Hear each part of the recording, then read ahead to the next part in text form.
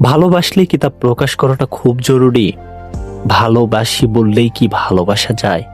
তাহলে ভালোবাসি বলেও কেন মানুষ ধোঁকা দেয়? ভালোবাসি বলেও দুজন মানুষের মাঝে কেন যোজন যোজন দূরত্ব? ভালোবাসি না বলেও ভালোবাসা যায়।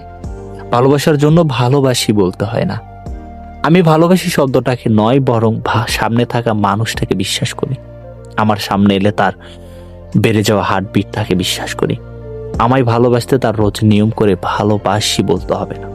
তার চোখ, তার চাহনি, তার যত্ন, আমাকে আগলে রাখা, আমার মন খারাপে তার বেড়ে যাওয়া অস্থিরতা, এই সব কিছুই বলে দেয় মানুষটা আমায় ঠিক কতখানি ভালোবাসে। তার বুকে হাত রেখে আমি অনুভব করতে পারবো এই মানুষটা আমায় ঠিক কতখানি ভালোবাসে। হয়তো নিজের থেকেও বেশি, হয়তো বাবার একটুও না।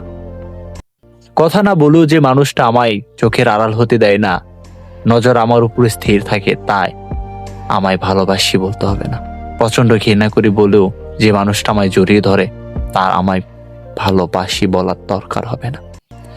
যেতে যেতে যে বারবার পিছু ফিরে তাকায়, আমার কাছে ছুটে আসে, তার ভালোবাসি বলতে হবে না। আমার উপর রেগে গিয়ে যে পুরো পৃথিবী ভেঙে চুরে তোলপাড় করেও আবার আমাকে শক্ত হাতে জড়িয়ে ধরে বলে, কেন করলে এমনটা, আর করো না, সেই মানুষটাকে আমাকে ভালোবাসি বলতে হবে না।